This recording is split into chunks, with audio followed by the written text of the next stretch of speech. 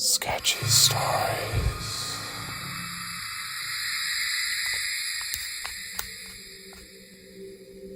Public disclosure warning.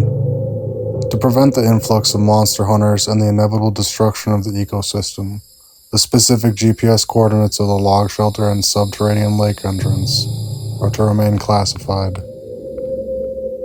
Critical safety notice. Do not attempt to locate the thermal cave entrance.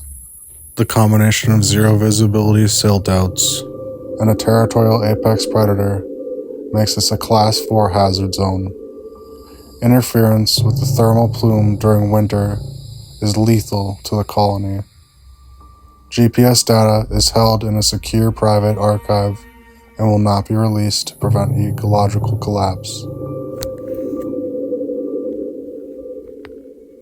We like to believe that in the 21st century, every acre of North American soil has been mapped out, cataloged, and conquered. We assume our rivers are transparent, that we know every walleye, every sturgeon, and every invasive carp from the Gulf to the headwaters. But biology has a way of hiding in plain sight. Last September, while conducting a solo subsurface survey in a temperate river system within the driftless Karst region of the upper North Midwest, I crossed a threshold. I wasn't looking for monsters. I was looking at geology. But as I descended into the deep bend of the river, the temperature gauge on my computer did something impossible. It began to rise. In a season where the surface was shedding heat, the floor was glowing with it. And then the river floor opened its eyes.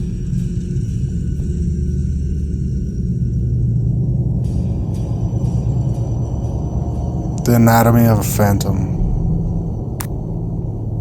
What I encountered was a breeding colony of approximately 30 freshwater stingrays. Now, let's address the immediate scientific conflict. Conventional wisdom states that these are tropical organisms, yet here they were, thriving at the 44th parallel. The smallest were neonates, barely 5 inches across, huddling under a massive sunken maple log that had become a structural nursery. But the alpha, the specimen I dubbed the century, was a biological titan. He measured 7 feet in diameter. His dorsal pattern was a masterpiece of aggressive mimicry. He wasn't just brown, he was a perfect chromatic match to the decaying acer-embarras, or sugar maple leaves, littering the silt. The irregular black splotches on its skin mimicked the necrotic rot spots of autumn foliage, so perfectly that even at a distance of 3 feet, he was invisible until he moved. When he did move, it wasn't the flap of a bird. It was a rhythmic, muscular ripple of disc edges, undulatory locomotion. He remained glued to the sand, a 400-pound shadow guarding a secret. The thermodynamics of the heat battery. How does a 400-pound tropical predator survive in Minnesota winter? The answer is a phenomenon called thermal peak lag within the Karst limestone. The region I was diving in is a honeycomb. The limestone acts as a massive thermal battery. It absorbs the sun's energy all summer long. Because the stone is a poor conductor, that heat takes months to reach the deep aquifers. When the surface river hits 32 degrees Fahrenheit in January, The deep earth water is just reaching its peak warmth at a constant 48 degrees Fahrenheit to 50 degrees Fahrenheit. I discovered a 12-foot wide limestone cave mouth directly hidden behind the sentry. This is a karst window. It is the entrance to a subterranean river system that is likely stretching for miles beneath the farmland. These rays aren't just surviving the cold, they are bypassing it. They hunt in the surface river during the bounty of summer, and as the first frost hits, they retreat into the earth's warm veins. They have found a geological loophole that allows them to exist in a subarctic climate. The biomechanics of the strike. We must respect the lethality of this colony. A 7-foot ray is not a passive observer. The sentry's tail was a hydraulic whip equipped with a serrated, bony barb approximately 10 inches in length. In the confined space of a limestone cave, the scorpion's strike, the ability to whip its tail over its head and strike forward, is a localized death sentence. The venom is proteolytic. It destroys tissue on contact. This is why I've chosen an almost perfect camouflage with a slow push of Z. it. If a hobbyist diver or a trophy hunter were to enter that cave, they would be entering a silt-out trap. A single agitation of the silt by a 400-pound animal reduces visibility to zero. You would be blind in a current, in a cave, with a territorial apex predator. It is a recipe for a tragedy that would end in the state-mandated destruction of the colony.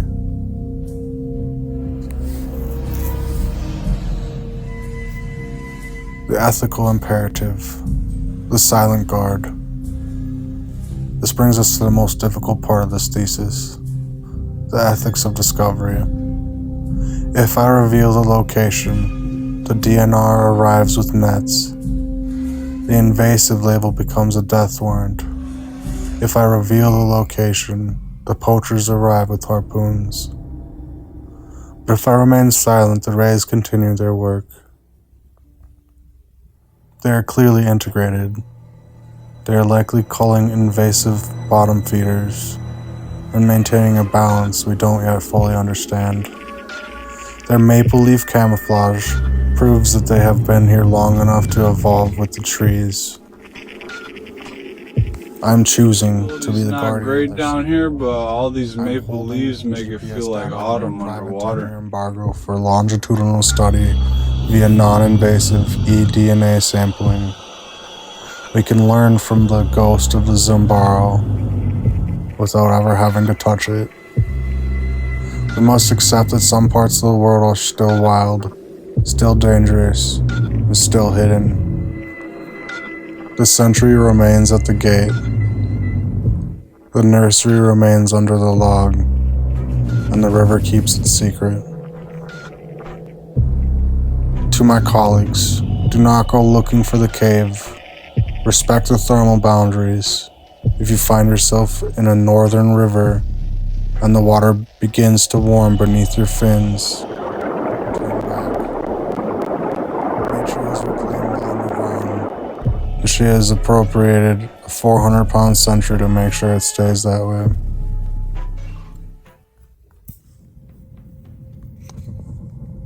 Imagine a river in the upper Midwest. It's late September. The air is crisp, the maples are turning, and the water is beginning to slowly descend towards the freezing point. Conventional biology tells us this environment is a death sentence for tropical stingrays. But deep within a specific unnamed watershed, in the Karst region of the north, the rules of biology have been rewritten. I'm here to discuss the discovery of a relict population of megafauna that I have dubbed the maple leaf ray. My first encounter wasn't just a sighting, it was an entry into a hidden ecosystem that defies every textbook on our shelves. Their dorsal pattern, brown with irregular black splotches. Their eyes, massive and black, similar to a cow. Adapted for low light visibility and cave-dwelling animals. I chose to leave the water that day without a photo, not just out of fear, but out of respect. I realized I was a guest in a cathedral that wasn't built for me. We think we've mapped out every inch of the world, but nature still keeps its secrets in the dark, warm places beneath the limestone. My thesis isn't about fish. It's about the resilience of life. It's about the fact that right now, beneath the ice of a Minnesota winter, more than 30 giants are huddled in a warm underground lake, waiting for the maple leaves to turn green again. I'm amongst one of the only people that knows exactly where the cave is, and for the sake of the colony, I intend to keep it that way.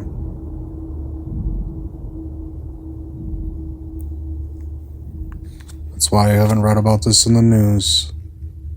That's why there isn't film crews there right now. Discovery often leads to destruction. If the state identifies these as invasive, the protocol is to eradicate. If the public finds out, trophy hunters will arrive with their hooks and cameras. The thermal balance of the cave is fragile. These raves have found a way to live in harmony with the Zumbro. They hunt the invasive carp. They hide under fallen timber. They retreat into the earth when snow falls. They are a biological miracle. A predator that conquered the north by finding the heat hidden in the stone. My theory, based on the warmth I felt on the riverbed, is the Karst loophole. Rochester sits on a honeycomb of limestone beneath our feet. A vast, undocumented network of underground rivers and lakes run.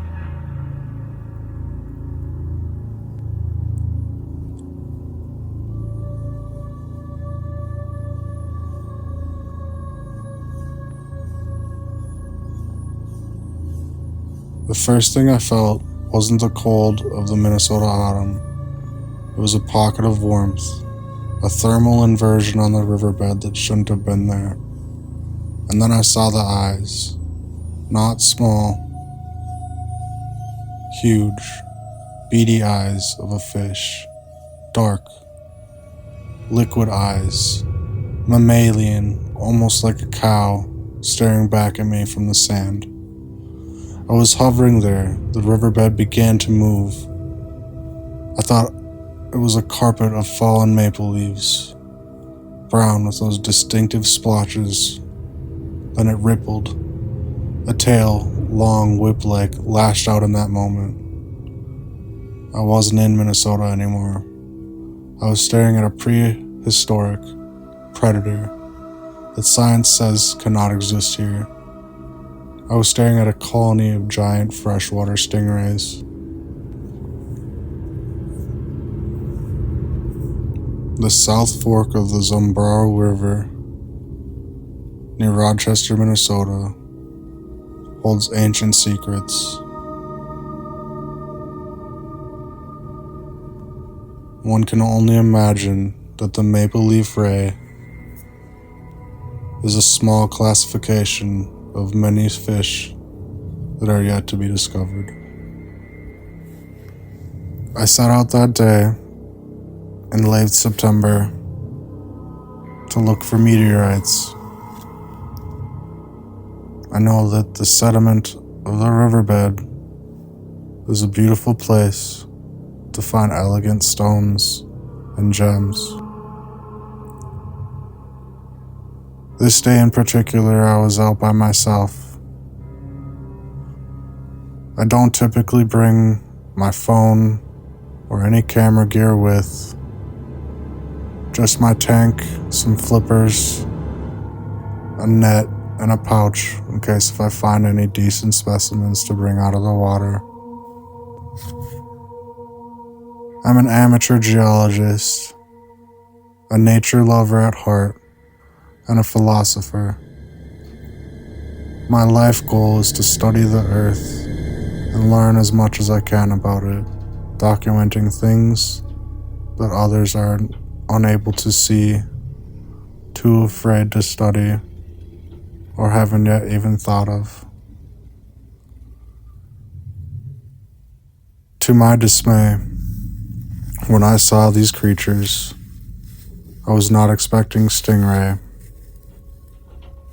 A normal day, I may see carp that are 4 feet long, trout, bass, and sunfish of all regular sizes, at most 2 feet long.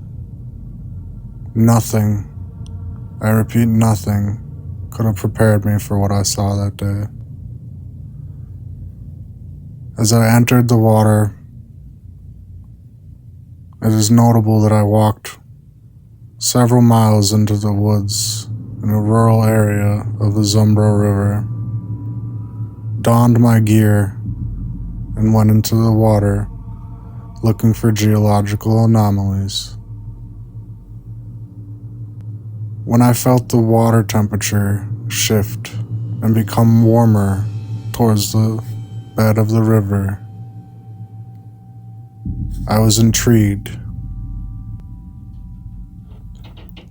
The eyes that opened were startling. I wasn't afraid, but very confused.